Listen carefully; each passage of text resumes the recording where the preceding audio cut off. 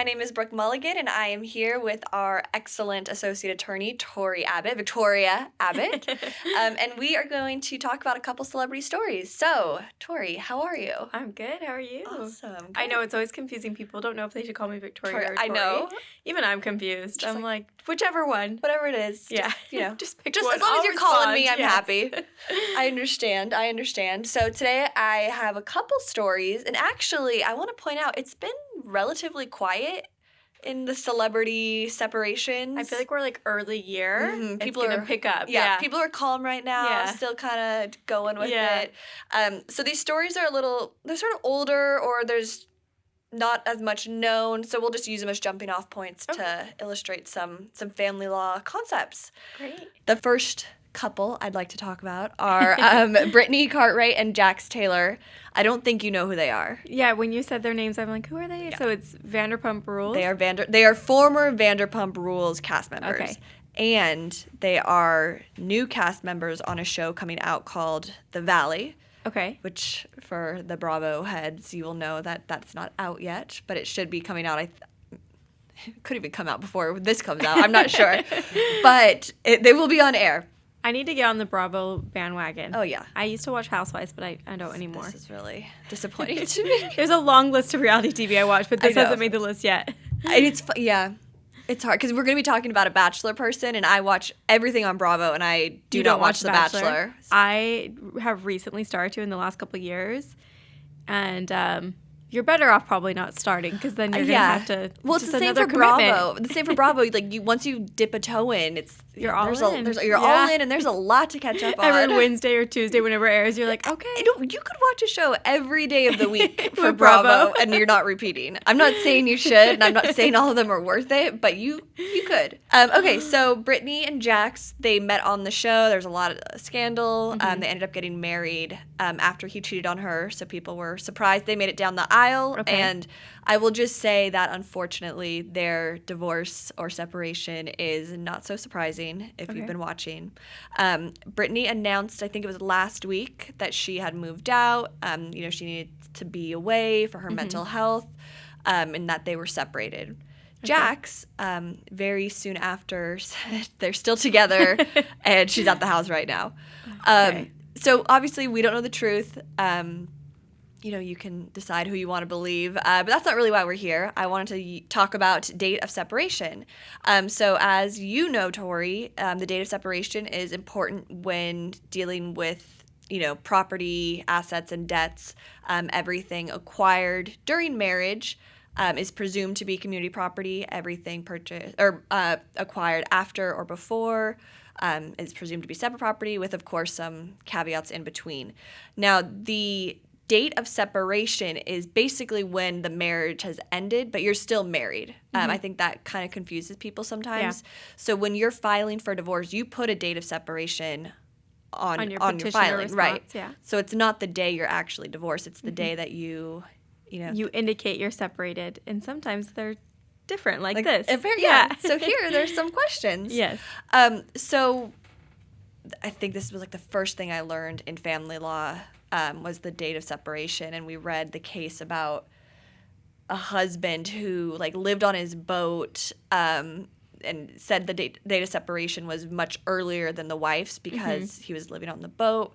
But then she would do all of his laundry, and he would come to the house every night for dinner, and they were holding themselves out as a couple. And so I think date of separation is pretty interesting as a topic. What about you? I agree. It's interesting. I'm surprised it doesn't come up as frequently as law school may have you believe. Law school made me think I was going to be like every case we're going to be fighting over the day of separation. Most parties typically agree, but occasionally you get the outlier and they don't. And then when they don't agree, it's a big deal. It's a big deal. So the date of separation is when there's been a final breakdown of the marriage, and the court looks to, one party expressing their intent to end the marriage, as well as their conduct being in line with that intent. Yes. So it wouldn't be enough for me to, if Tori and I were married, to say I want to break up, and then I'm taking her to galas as my we hold each other out as husband and wife, exactly. Still, or wife and wife. So it has to go together. Yeah. I doubt they're going to be fighting over the date of separation. This is likely just the beginning of it, and so emotions are all over the place. But let's say they did go to court. I think it's pretty clear if Brittany were trying to say my date of separation was whatever last week is. Right. It doesn't matter that Jax is saying, no, we're together. Right. Based on her statement alone. But then if you were to look at maybe some underlying facts, like let's say she made that statement publicly, I wonder what would happen if behind the scenes, though she was living there and they were still engaging in intimate conduct or still, still engaged in therapy. Well, it's that interesting. Would become more in dispute, I would say. I agree with you. And it's interesting because, like I said, they have this new show coming. So some people don't believe that they are actually... It's for PR, essentially. Yeah, and I think it's funny. The idea is that he's done horrible things before, and she stayed with him. Right. There's nothing worse he could do. Right. So we don't know. But, that's really interesting. If you're trying to drum up publicity... Right, maybe you're making a statement, but what's happening behind closed doors? What's happening behind closed doors. Yeah. And there were pictures of her moving out. But again, if this is all for PR. She's probably moved out. Yeah, I think they're probably separated for real. But it is interesting because, would, you have an incentive to lie and get yourself some publicity. And, maybe they're still together. But let's say they break up in a year and she says, no, look, I publicly said we were separated last year. Right. Well, let's talk about that a little bit because I won't go into the details, but I've had cases where the parties separate for a period of time and then they get back together, they reconcile, and sometimes it's a long period of time and sometimes it's a short period of time. Obviously, the longer period of separation, the more property that's acquired during then, and that becomes really complicated because technically, what was the date of separation? Well, if you reconcile, there really isn't the date of separation because there wasn't the final breakdown of the marriage. Right, and I think that's something that clients may, I don't want to say not understand, but it's understandable that from a personal perspective, it's like, well, we were separated for 5 years, but since you reconciled legally, you really only have one date of separation. Yeah. If you don't end up getting divorced and you get back together, then I think it erases all of that separate time, and I guess all of the assets and debts acquired would become community. Yeah, I think it'd be interesting to see how a court would handle that. And maybe we'll see. Yeah, maybe this will be the case. There'll be some case law. Yeah. All right. So that's that for now. I'm sure we'll see more. Yeah. You'll have some Bravo updates. Yeah, I can update everyone. So let's move right along to Tristan Thompson. I think we've talked about him a little bit. Tristan Thompson is a basketball player. He was notably in a relationship with Khloe Kardashian. Before he got with Khloe, maybe at the same time, it's kind of hard to tell, he was with another woman who had a son. Yes, he had a son. Yeah. Got with Khloe, famously cheated on her. They got back together, famously cheated on her again. Yeah. I should not be smiling. This is because I'm uncomfortable with how much cheating there is, not because I'm happy for them. And then they finally broke up when it came to light that he had cheated on her again. So he has 4 children with 3 different women. This case is about the first coupling with his son. His ex she filed a declaration saying that he is behind in his child support payments. He's supposed to be paying $40,000 a month in child support, and he has either been making partial payments or missing them altogether since November 2022. And so allegedly he owes her $224,000. And so I had read or saw somewhere, and we had talked about this a little bit offline, that I believe they had an informal agreement. And I would have to fact check this because I'm sure I maybe was consuming the gossip too quickly. But my understanding is the reason he owes so much in arrears is that they had an agreement amongst themselves that he could reduce his support payments, but they never formally modified said support payments. And now she's coming back and saying, you owe me X amount in arrears. And I believe his defense is, well, we had an agreement, but is that going to hold up in court? It's hard to say. Likely no. So we wanted to talk about this, and this is a little bit of an older story. I think it's from October of 2023. But child support is a very interesting beast, and I feel like child support is the most commonly misunderstood. I completely agree. Do you agree with that? Completely. I feel like it's and there's so many different ways it's misunderstood. Yeah. So like in this case, I tell all of my clients who have a child support order, like, you need to be making that payment. Yeah. Because first, legal interest is 10%. Mm-hmm. So this just builds on itself. Mm-hmm. We've had many clients come and say they owe hundreds of thousands of dollars on, a generally, fine child support order. You don't pay it for a couple of years, and that just snowballs, and it never goes away. Yeah. So the child turns 18. It's not like it discharges. Even if you file for bankruptcy, it's not going discharged. anywhere. Yeah. Child support is what you should be paying. Well, I think another misconception, which seems like it happened here, is that the parties believe that they get to negotiate child support or waive child support, and people don't understand that child support is not for the parties. It's intended for the child. Right. So I've had clients ask me, well, what if I'm not willing to ask for child support? Can I get X, Y, and Z instead? And I had to explain to them that it's not technically for you, right? It's for the child. Right. So I think there's a lot of misconceptions. And then we can talk a little bit about how you can enter into your own agreements with respect to child support, but it's guideline in the state of California, and so people. Well, and I think it's important to point out, you touched on it, that child support isn't for either of the parties; it's for the child, right? And it's almost not a contract, but the state is very involved in that, and so that's why the state of California, and this is true for other states. Yeah. They have their own algorithm to determine how much child support needs to be paid. Right. It's guideline. It's not this thing that you negotiate like you negotiate the division of property. No, child support is guideline. It's standardized, and that's because the state has an interest in children being taken care of. Right. I didn't know that. They didn't tell me that in law school. It was actually Dawn who pointed that out to me, that this is, the state takes interest in these. Very much, because if the parent can't support the child, basically it becomes the state's job. Right. And so if there's another parent who can make that payment, the state's going to make sure it happens. Yeah. Fun fact, my grandfather, he used to work in government. I have no idea what his official title was, but he was heavily involved in the policy around child support. Really? Like, he was basically part of the government officials who made it so child support was guideline in the state of California. So even before I started practicing family law, and part of why I was interested in family law was actually his work that he did with child support. That's from a policy perspective. Yeah. So that kind of discussion leads me to, let's say you're right, and that this is what he's arguing. We had this verbal agreement. I think she, being the mother, has a much easier job, because I think judges are going to be much more sympathetic to her position and put a lot more of the burden of proving there was an agreement on him, because I think they'd rather stay at that. Right, at that guideline amount. Amount. I agree, and I also think that if, for example, we were advising these parties, we would just say, like, have a stipulation or get a formal modification, right? I mean, well, and it's exactly because of the state's interest in child support that I'd say child support modifications, especially more so than even custody or anything needs to be clear, like, modified. People modify custody all the time, and again, if your agreement should probably reflect said modification, but that's a lot easier because you can kind of show through status quo, okay, like, we've modified and this is actually what we've been doing.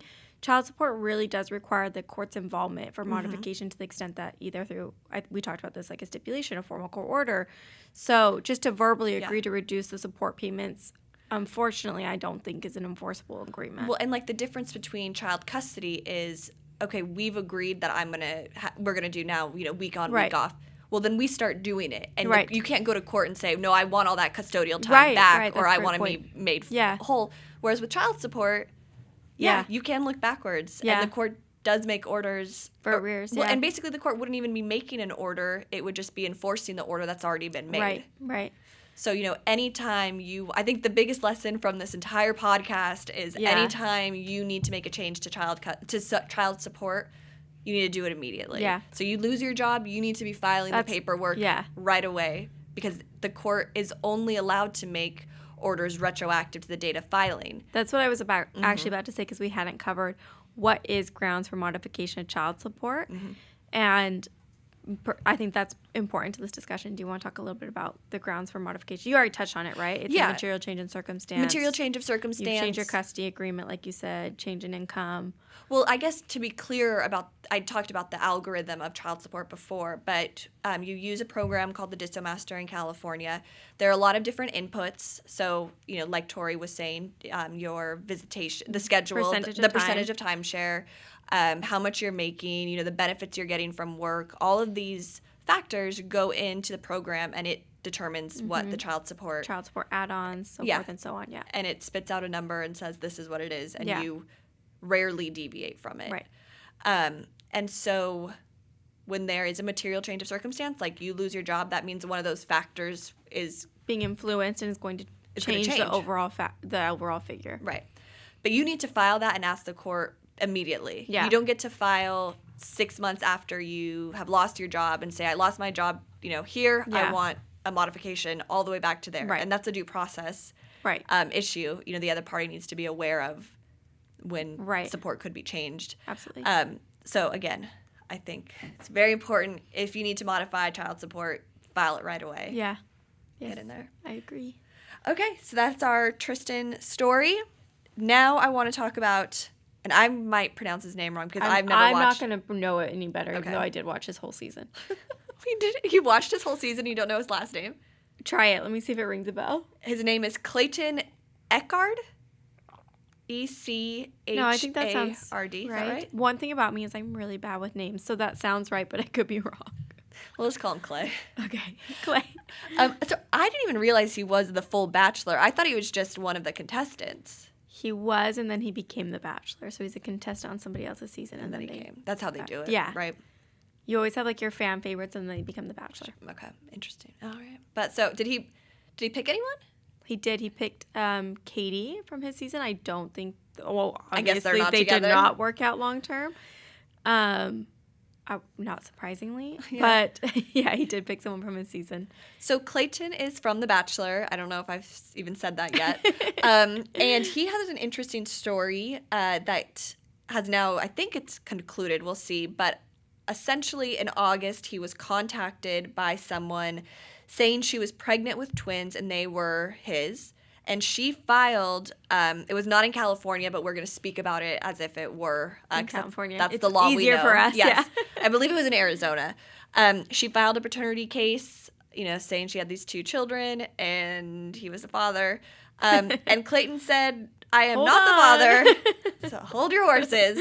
I'm not the father. I've never even been with this woman intimately. Yeah. And he did, I think, 3 paternity tests, and there's none still of them no were clear answer. None of them were positive for him being the father. Negative either, apparently. Right. But it turns out these babies don't exist. Spoiler alert: she was not pregnant. So the story, like we said, is sort of done now. She filed paperwork saying that she is no longer pregnant. Wrapped up once she was no longer pregnant. She's no longer pregnant. I don't think there's any clear answer as to what happened, though there is a big belief that she was never actually pregnant, and she's done this a couple of times. But I wanted to, again, use this as a jumping off point for paternity matters. Paternity and dissolution cases are the 2 main kinds of cases that you and I do. Mm-hmm. And they're pretty similar, except for one involves property and one so doesn't. paternity will not obviously adjudicate any property. Right, because you're not married. There's no community property when you're not married. You would have to go through civil court for that. So for paternity, it's just child custody and child support only. But they operate, like you said, pretty much the same procedure in the sense that you file a petition, a response, and then you resolve the issues. And you still, I think it's important to point out, have discovery power in paternity cases, and you can ask for a lot of the same financial information that you would ask for in a dissolution, even if it's about assets, in case you need to be asking for attorney's fees, for example. So there's a lot of overlap, but the court, again, in a paternity case only has jurisdiction over visitation, and attorney's fees, sanctions, and support. At the outset of a paternity case, paternity has to be proven. Correct. And we don't typically run into this issue because usually it's pretty obvious. There's an agreement. The father will just check the box. I am the father. Right? Mother checks the box. He's the father.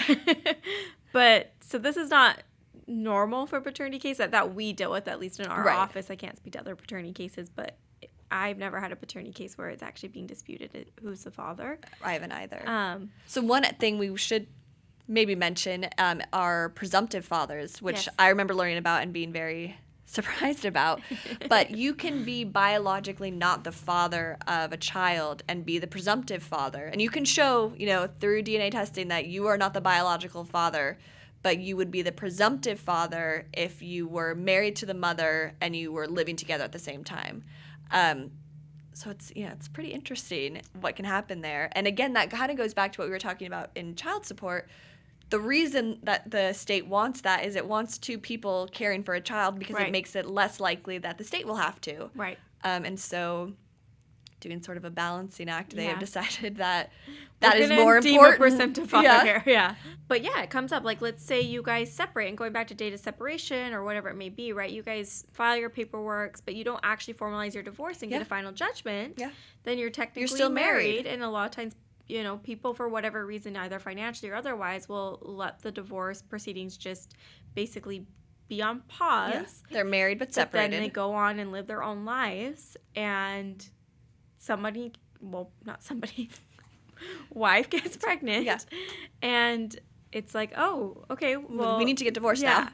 But also, just to ease people's concerns, my understanding is that when the birth certificate is signed, that would overcome the presumption within itself. Right. So It's more of an issue if you're married to your wife and your wife is cheating on you. You want the father of that baby to be signing that certificate. Yeah. So you're not on the hook for support for 18 years. yes, That's when you would care. yes, a very specific. It's a very situation.